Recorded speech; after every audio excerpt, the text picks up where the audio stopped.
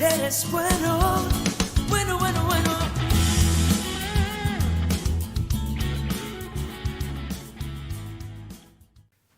Abran sus Biblias en el libro de Génesis.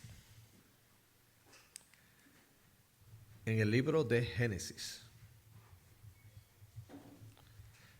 En el capítulo 28. Versículos del 10 al 22.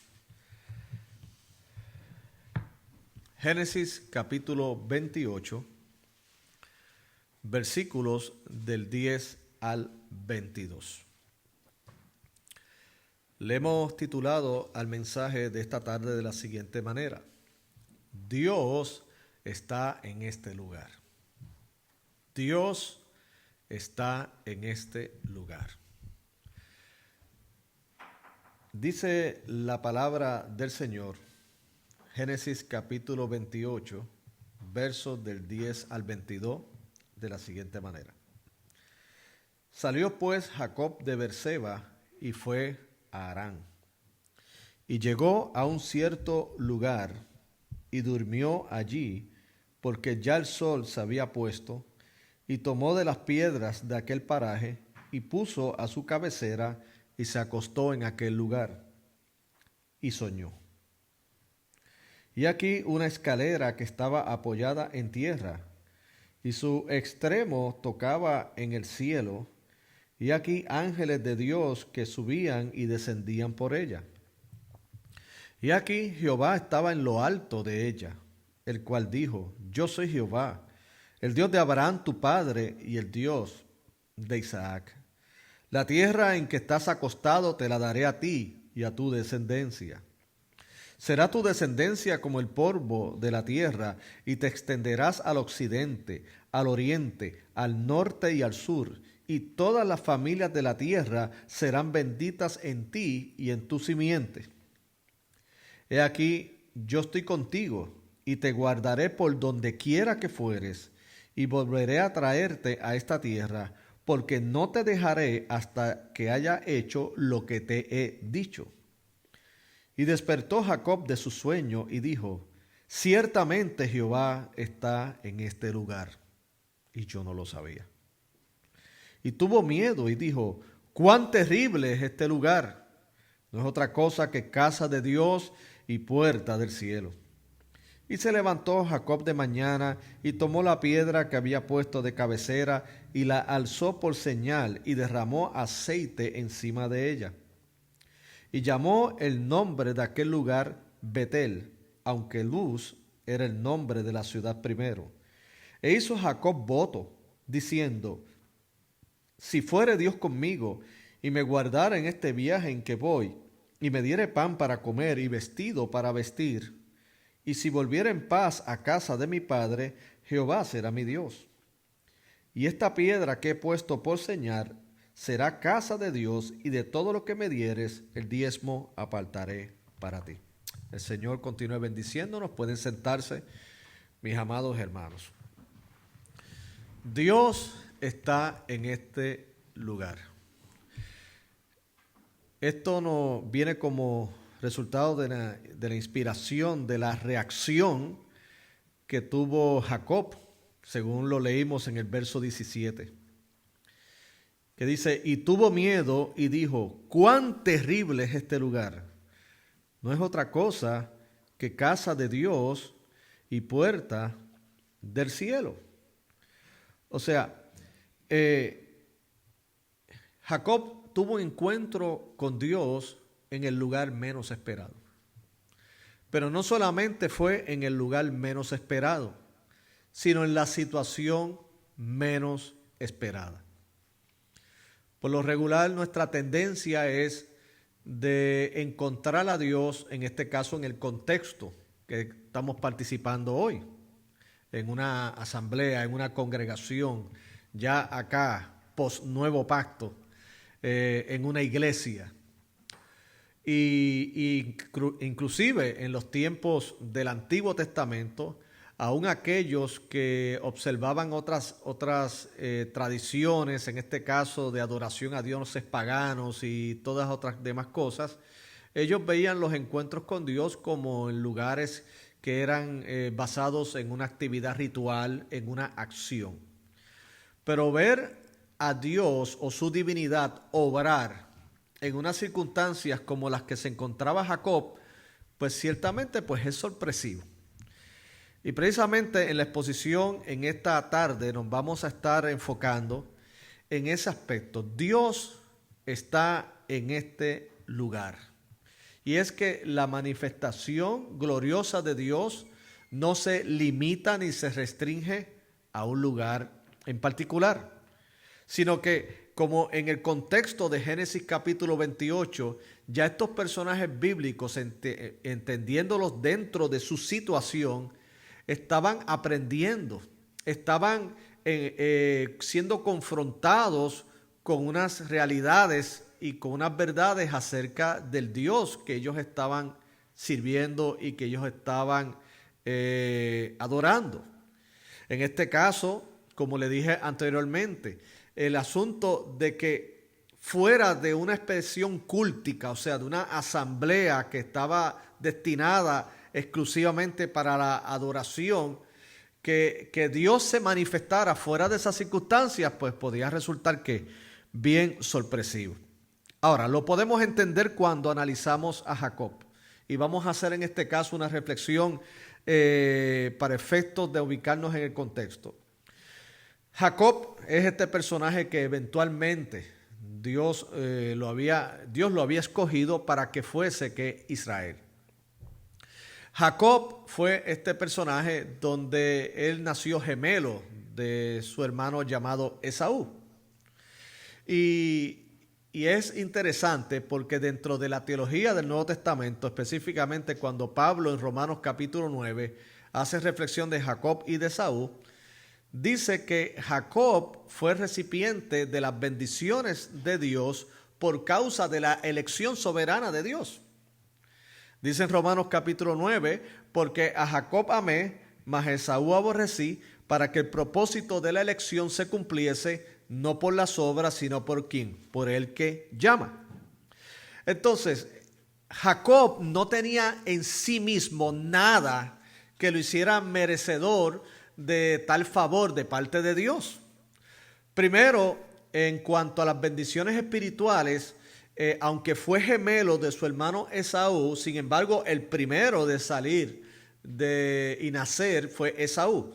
Y por lo tanto, eso llevaba a lo que se llama las bendiciones de la primogenitura.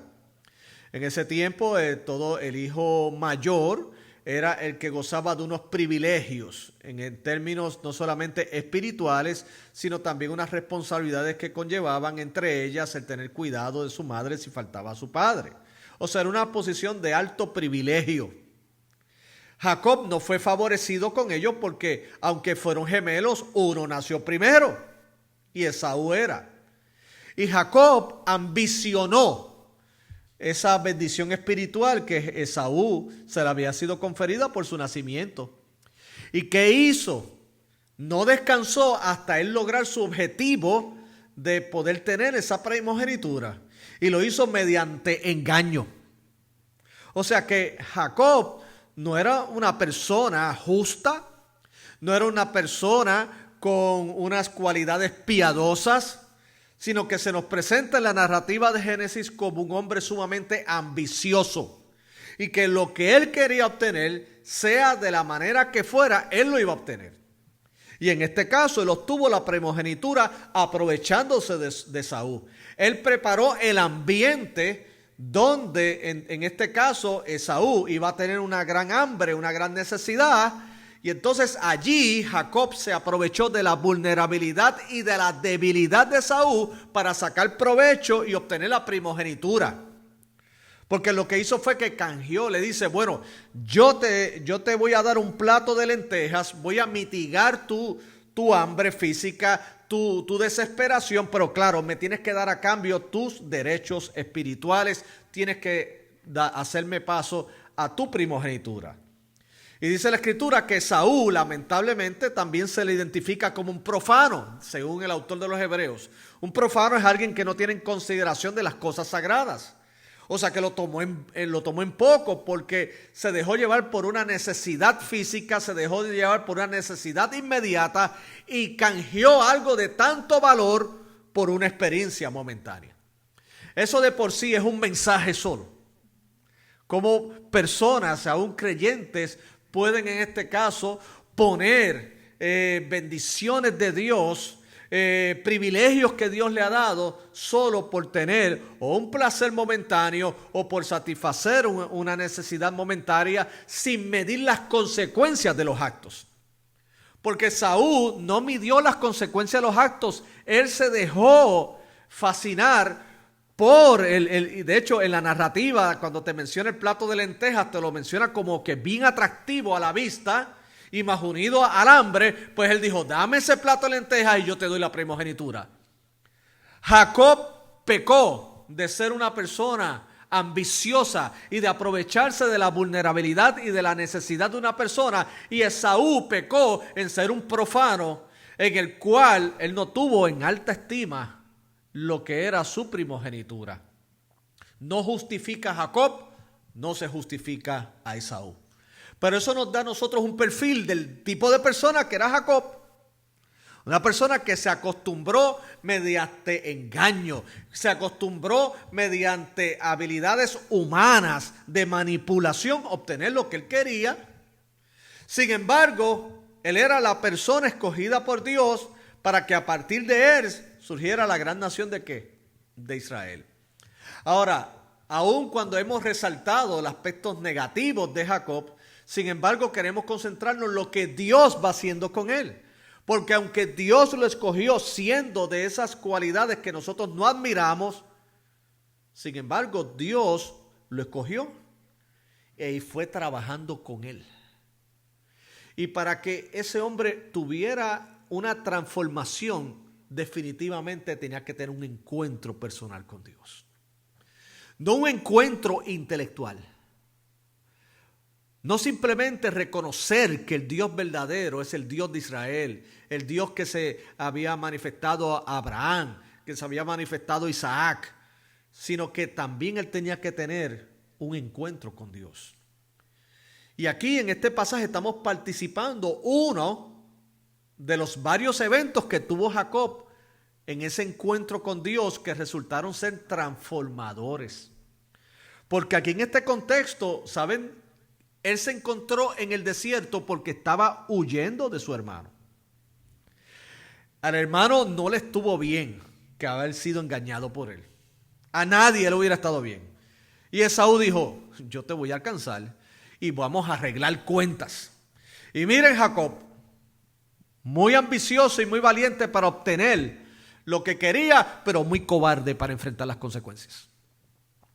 Y entonces huyendo de su hermano Esaú, entonces Dios comienza a trabajar en la vida de Jacob. Mis queridos hermanos, hay veces que nosotros encontramos a Dios o somos encontrados por Dios en los momentos menos esperados, en los momentos donde más bajo estamos espiritualmente, en los momentos donde nos encontramos huyendo, hasta posiblemente huyendo de la mismísima presencia de Dios, sin embargo nos encontramos con Él. Y qué paradójico eso, porque Jonás es un ejemplo de alguien que huyendo de la presencia de Dios se encontró con Él. Y es que esto nos lleva al aspecto de la soberanía de Dios y de que el propósito que Dios tiene para con cada uno de nosotros, nada ni nadie lo puede evitar. Y le damos gloria a Dios que así sea, bendito sea su nombre. Porque aquí Jacob se encontraba que fue, dice aquí, huyendo de su hermano Esaú. Él sabía lo que venía. Él sabía que Esaú tenía todas las razones para reclamarle e inclusive obrar la justicia en sus manos. Y huyendo de su hermano, dice aquí, porque la descripción que nos hace en Génesis capítulo 28 es de un hombre que prácticamente se abandonó a la suerte. Porque dice aquí que salió pues Jacob de Beerseba y fue a Harán y llegó a un cierto lugar, verso 11, y durmió allí. porque ya el sol se había puesto, y tomó de las piedras de aquel paraje y puso a su cabecera y se acostó en aquel lugar. O sea, primero debemos entender que fue un hombre que podemos decir, oye, el cansancio lo venció y entonces tomó unas piedras y se acostó a dormir. Claro que sí, hay un elemento de cansancio, pero también un elemento de que él se entregó a la suerte. Debo decirle algo, mis queridos hermanos, exponerse en un lugar desierto, a la intemperie, de noche, era básicamente ser una víctima de cualquier depredador. No solamente estamos hablando de un depredador como un animal, sino también de que pudo haber sido víctima de cualquier bandido o de cualquier ladrón o delincuente que hubiera estado buscando. Él hubiera sido una presa fácil, tanto para un animal salvaje como para una persona malintencionada. Pero ya Jacob se encontraba en un punto que sencillamente aquí él no se acostó por fe. Aquí no fue el sueño utilizando unas piedras como cabecera porque él tenía tanta confianza en Dios que no le iba a pasar nada. No, este era un hombre que estaba huyendo y se acostó y dijo, bueno, fíjese, que pase lo que vaya a pasar. Abandonado ¿qué? A su suerte. ¿Cómo inferimos esto? Por la manera en que él se asombra del sueño que él tuvo en esas circunstancias. Él se asombra. O sea, que él no se acostó allí porque él tuvo confianza en que Dios lo iba a proteger y todo este tipo de cosas. No, todo lo contrario. Dice aquí que dentro de su cansancio él soñó y en ese sueño entonces tuvo una visión de una escalera que estaba apoyada en tierra y su extremo tocaba en el cielo y aquí ángeles de Dios que subían y descendían por ella. Y decía, he aquí, Jehová estaba en lo alto de ella, el cual dijo, yo soy Jehová y Dios de Abraham tu padre y el Dios de Isaac. La tierra en que estás acostado te la daré a ti y a tu descendencia. Y después que le dice eso, luego en el verso 15 le reafirma, yo estoy contigo y te guardaré por donde quiera que fueres y volveré a traerte. Y cuando despertó Jacob de su sueño, verso 16, dijo, ciertamente Jehová está en este lugar y yo no lo sabía. Qué sorpresa encontrarse a Dios en el lugar menos esperado o en la circunstancia menos esperada. ¿Usted sabe cuántos testimonios este servidor ha escuchado de hermanos que han encontrado al Señor en los momentos o en los lugares más extraños? Como le dije al inicio de nuestra exposición, lo normal es decir, fui a la iglesia Bautista Central el domingo y me congregué allí en Walton y oye, tuve un encuentro con Dios. Y qué bueno, porque hay algunos que podrían visitar y no tener ninguno, porque si no viene con fe o con una expectativa de ello, pues no saldrá con ello. Pero es lo lógico decir eso. O fui a un estudio bíblico y me encontré con el Señor. Pero muchos han encontrado con el Señor en una cárcel física. No una cárcel espiritual, en una cárcel física. Allí solos, ellos con Dios y su conciencia, sin embargo allí Dios les visitó. Pero también otros han encontrado o han sido encontrados por Dios en una cárcel espiritual, en una profunda depresión, en una dejadez en la cual ya prácticamente, espiritualmente hablando, tomamos piedras como almohadas, porque ya no nos importa ni siquiera dónde estamos. Nos abandonamos a la suerte. No hay ningún tipo de deseo de vivir. Y en lugar de encontrarnos a un Dios sombrío o sencillamente no encontrarnos a ninguno, sin embargo la gracia de Dios nos ha arropado en ese lugar. Bendito sea el nombre del Señor. O nos hemos encontrado en un momento donde inclusive pensando que nuestras riquezas o nuestros bienes nos van a alejar de Dios. Sin embargo, Dios soberanamente, así como a Salomón, lo bendice y le hace ver, mira, todo lo que tienes te lo he dado yo. Porque no solamente en la escasez podemos tener un encuentro con Dios, sino también ha de ser también en la abundancia. Bendito sea su nombre. Entonces, ¿qué podemos aprender de este pasaje, aplicar para nosotros en el día de hoy?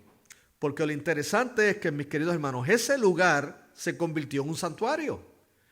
Esas piedras que él utilizó como cabecera se convirtieron en unas columnas para un altar de reconocimiento a Dios. Y también vemos que un fugitivo se convierte en un peregrino, bendito sea Dios. O sea, miren todo lo que ocurre dentro de este escenario. Repito, un lugar se convirtió en santuario. Ya dejó de llamarse Luz para llamarse Betel. Y posteriormente ese lugar se convirtió en un lugar de mucho respeto y devoción. Una piedra que era la que usó para recostarse. Y déjeme decirle, hay que estar bien cansado para acostarse sobre una piedra. Porque hay almohadas que uno las tiene y, mis queridos hermanos, son difíciles. Son difíciles. A mí me gustaría, y de hecho lo voy a hacer más adelante cuando se reanuden los viajes y todo ese tipo de cosas. Yo voy a viajar con mi almohada. Porque no me gustan ni las almohadas de los hoteles. No me gusta. A mí me gusta la mía. A mí me gusta. Porque con algunas me levanto con un dolor de cuello que ni yo mismo lo soporto. Ya mi almohada y yo nos entendemos. Tiene la forma de mi cabeza. ¿Ok? Pero entonces recostarse sobre unas piedras.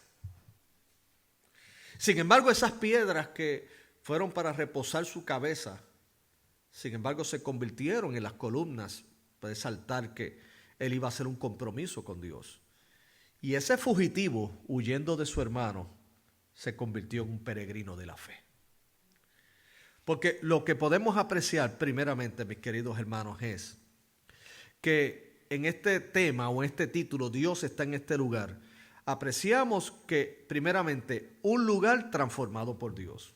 Como dije al inicio, Dios tomó este lugar, de lo cual dice en el verso 19 que aunque Luz era su nombre y era el nombre de la ciudad primero, se convirtió en Betel. En todo lugar, y eso es propio de la literatura del Antiguo Testamento, en todo lugar que alguno de los patriarcas o alguno de los siervos de Dios tenía un encuentro con Dios, allí levantaba un altar. Y ese altar era un reconocimiento primeramente de la grandeza de Dios y segundo venía a ser como un monumento de recordación de que Dios obró en ese lugar, pero no solamente por el medio hecho de reverenciar ese lugar, sino lo que comunicaba ese lugar. O sea, Dios no está limitado a ninguna parte geográfica para que Él pueda manifestar su gracia y su poder. Donde quiera Dios nos encuentra a nosotros. Porque aquí Jacob no fue a buscar a Jehová, sino que él fue encontrado por Dios cuando él huía de su hermano. Así que hablamos de que todo lugar que es pisado, que es tocado por Dios, es transformado por su gracia. Ese lugar vino a ser un templo al aire libre. De hecho, es hermoso que las reflexiones religiosas que se hacen de los tiempos del Antiguo Testamento, cuando se hablaba de templo antes de la construcción del templo que construyó Salomón, se veía, y de hecho lo puede apreciar inclusive hasta en los Salmos, que el gran templo de Dios es la misma naturaleza. O sea, el estrado de los pies del Señor es la tierra. O sea, Dios no está limitado a un tiempo, un lugar, un espacio. Todo es de Dios y todo expresa la soberanía de Dios. Todo expresa su gracia, su bondad, su dominio. Así que, mis queridos hermanos, entonces, todo lugar donde usted y yo recibimos la gracia de Dios, donde Dios impacta nuestro corazón, es un lugar transformado por Dios. Es un lugar que se constituye en casa de Dios y puerta del cielo. Aquí nosotros disfrutamos de estas facilidades y los domingos nos reunimos y gloria a Dios por ellas. Pero nuestro templo, mis queridos hermanos, se extiende a estas facilidades que tenemos en Walton. Se extienden hacia nuestro hogar, se extiendan hacia nuestro lugar de trabajo, se extiende hasta el lugar donde tenemos nuestros pasatiempos. ¿Por qué? Porque todo lo que nos movemos es la esfera del templo de Dios. El mundo es de Dios y los que en él habitan.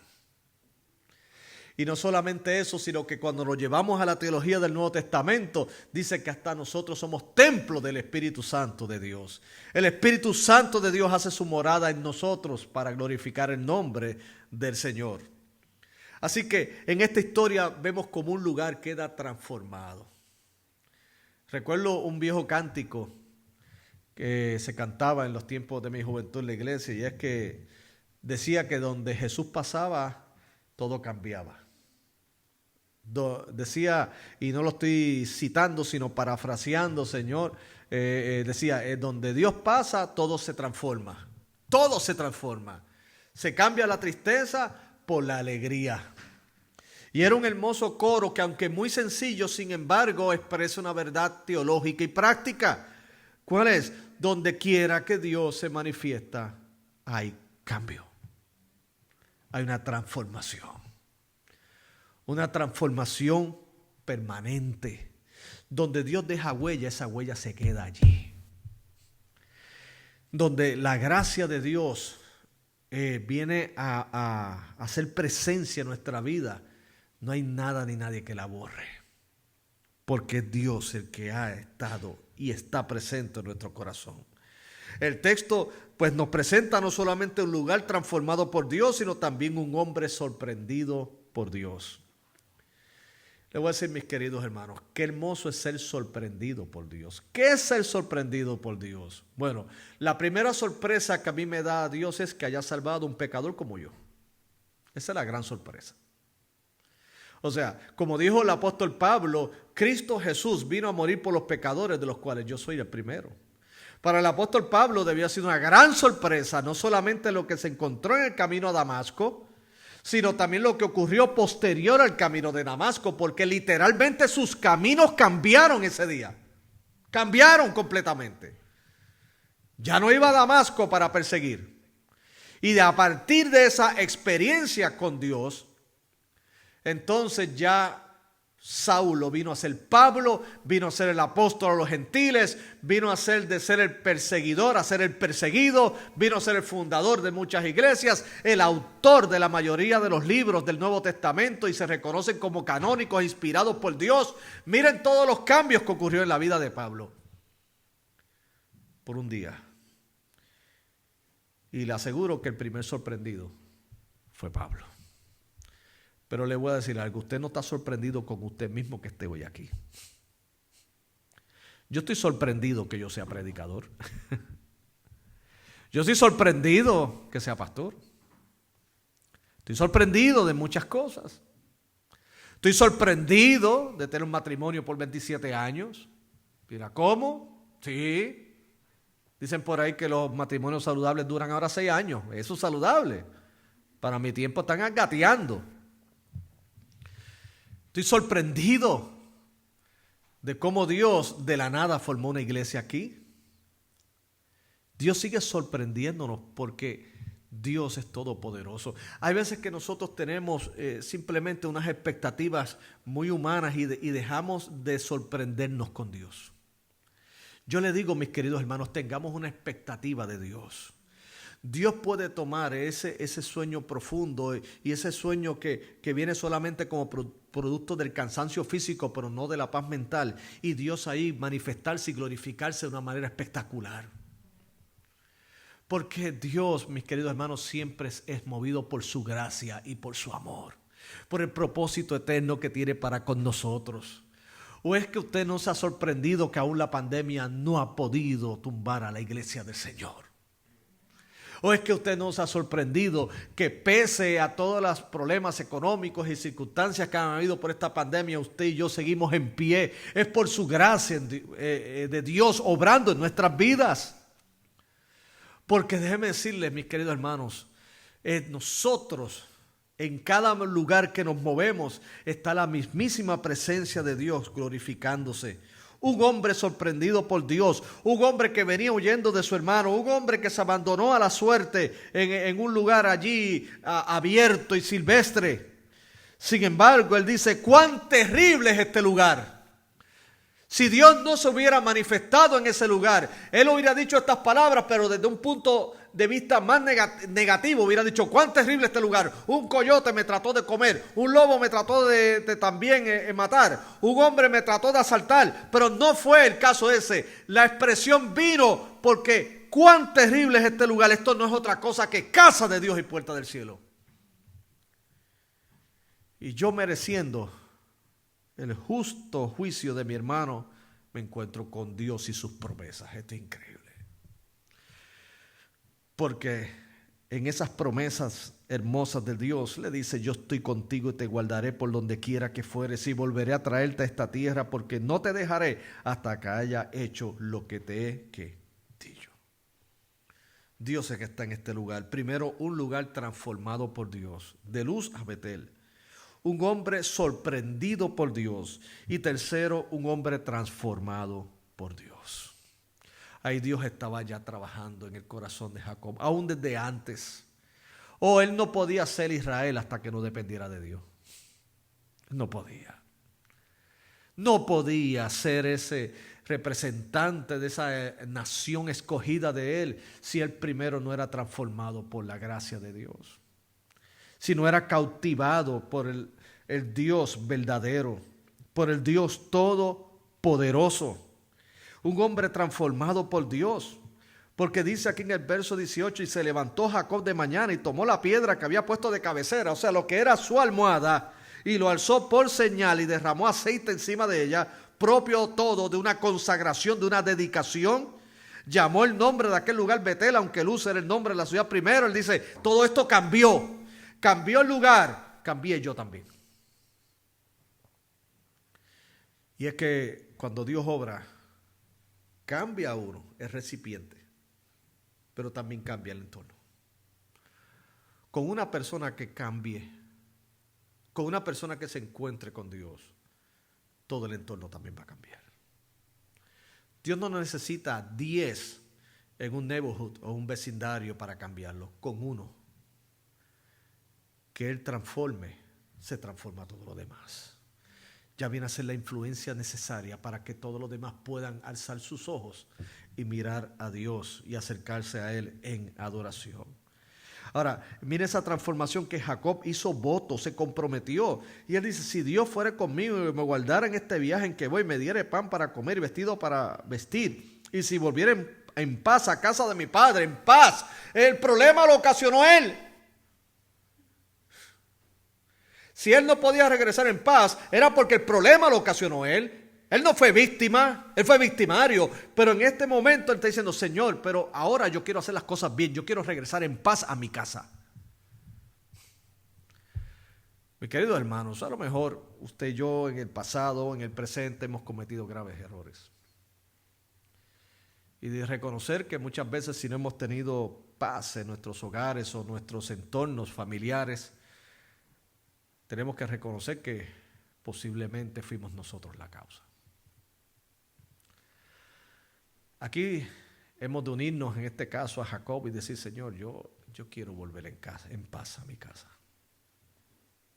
Yo quiero regresar y que ya no vean a un Jacob, sino un hombre transformado. Quiero ya que todo tipo de hostilidad, de conflicto, cese. Le voy a decir, mis queridos hermanos, el mayor lujo que puede tener una persona no es una casa inmensa o un carro sumamente caro, es tener paz. Y ese es el lujo que hasta personas multimillonarias no tienen. Tienen los lujos que usted y yo a lo mejor soñáramos con tener materialmente hablando, pero la paz, que es la que ningún dinero puede comprar, no la tienen. La paz es la que te permite dormir con tranquilidad. La paz es la que te permite respirar tranquilamente. Es no tener una conciencia que te perturbe. La paz no es otra cosa que poder mirar a los ojos a nuestros hermanos en la fe, pero también poder mirar en los ojos a nuestros familiares y gente que amamos. La persona que no tiene paz en su corazón, dice la Biblia que huye el impío sin que nadie lo persiga. La persona que no tiene paz huye sin que nadie lo persiga. Aquel que no tiene paz en sí mismo está privándose de tantas y tantas bendiciones. ¿Por qué? Porque sencillamente no puede dormir tranquilo. Ahora, la Biblia dice que entre los muchos y hermosos atributos que Dios tiene es que dice que Dios es nuestra paz. El mismo profeta Isaías dijo: en paz me acostaré y así mismo dormiré, porque solo tú, Jehová, me haces vivir, ¿qué? Confiado.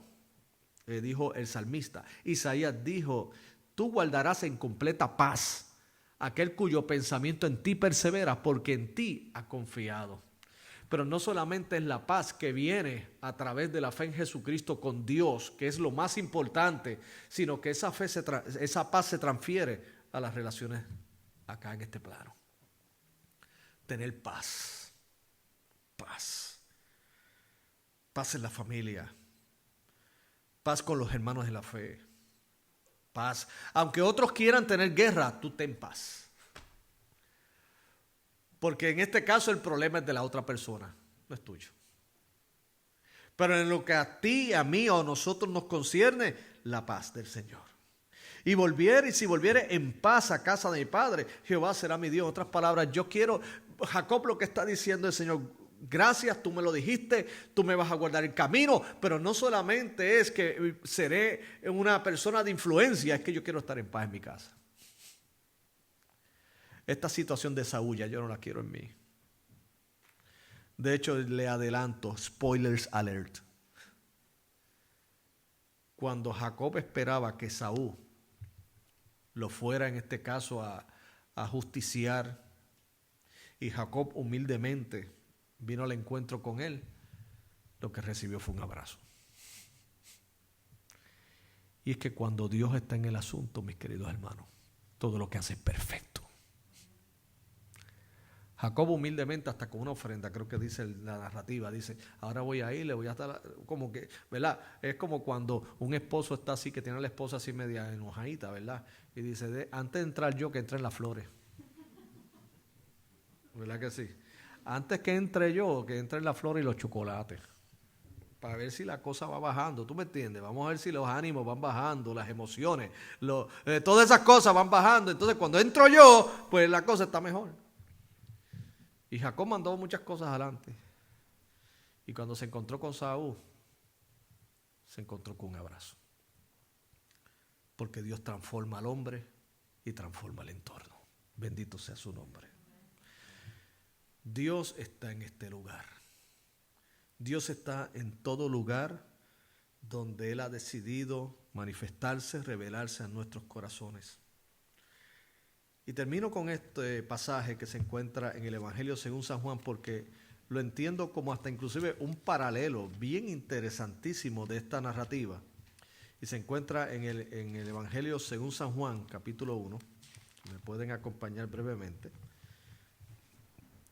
Juan, capítulo 1. Los versículos del 43 al 51. Y es encontrarse o ser encontrado por Dios en los lugares que tú menos te lo esperas. En los menos que tú te lo esperas. Juan capítulo 1, versos del 43 al 51. Y dice, le voy a hacer lectura. Dice que el siguiente día quiso Jesús ir a Galilea y halló a Felipe. Y le dijo: sígueme. Y Felipe era de Betsaida, la ciudad de Andrés y Pedro. Felipe entonces, porque esto es lo que ocurre, esta es la cadena que se supone que ocurre en nosotros como creyentes. O sea, Dios nos encuentra a nosotros y entonces yo no me puedo quedar callado, porque entonces yo solo tengo que compartir a otro. Es que no te puedes quedar callado, hermano. Tú no no es que no puedes. Entonces, Felipe halló a Natanael y le dijo, mira lo que él dice: hemos hallado a aquel de quien escribió Moisés en la ley, así como los profetas, a Jesús, el hijo de José de Nazaret. Verso 46, Natanael le dijo: de Nazaret puede salir algo de bueno. En otras palabras, o sea, no solamente estar aquí en menosprecio del lugar, sino de que algo tan importante, relevante, anticipado por los profetas del Antiguo Testamento, va a estar en este lugar. Es como si dijéramos, no, Dios solamente se manifiesta en la catedral donde ese famoso pastor celebridad predica. Pero en la humilde capilla de ese sector donde hay un humilde obrero predicando, no hay Dios, no puede ocurrir nada. Cuidado. Porque en los dos lugares Dios se puede estar manifestando, como te puede llevar la gran sorpresa que donde está la ostentosidad no está pasando nada y en el lugar más humilde está ocurriendo algo. Y dice, de Nazaret puede salir algo de bueno, le dijo Felipe, ven y ve. Cuando Jesús vio a Natanael que se le acercaba, dijo de él, he aquí un verdadero israelita en quien doy engaño. Le dijo Natanael, ¿y de dónde me conoces? Respondiendo Jesús le dijo, antes que Felipe te llamara, cuando estabas debajo de la higuera, yo te vi. Respondió Natanael y le dijo, Rabí, tú eres el Hijo de Dios, tú eres el Rey de Israel. Sorprendido de ese conocimiento tan íntimo. De hecho, eso es propio de la teología de Juan en su evangelio. O sea, él sorprendía a la gente. Las personas eran sorprendidas por Jesús por el conocimiento íntimo que él tenía de cada uno de ellos. Así sucedió con la mujer samaritana. Respondió Jesús y le dijo, porque te dije, te vi debajo de la higuera, ¿crees? Como que dice, por eso nada más. Cosas mayores que estas verás. Y le dijo, y miren esto, y ahí es que viene la referencia que le hago de Génesis 28. De cierto os digo, de aquí en adelante veréis al cielo abierto y a los ángeles de Dios que suben y descienden sobre el Hijo del Hombre. Es como él haciendo una cita de ese hermoso evento del encuentro de Jacob con Dios. ¿Y qué quiere decir esta representación de la escalera? Es que Dios no ha perdido el contacto con el hombre. Dios desde el cielo tiene contacto con el hombre y el hombre puede estar contactado con Dios. Y aquí nuestra escalera es más que una escalera, es la cruz de Cristo que nos conecta con Dios. Y no solamente para reconciliarnos con Él por medio de la fe, sino, y escuchen, con esto terminamos, usted tenga expectativas de Dios todos los días.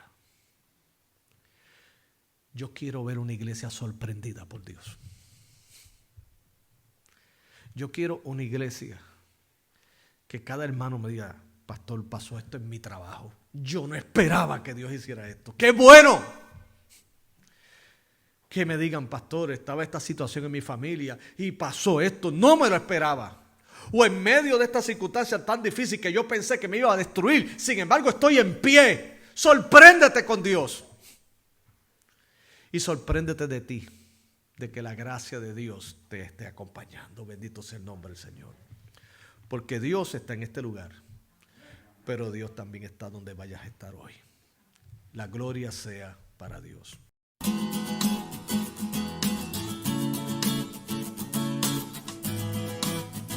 Eres bueno.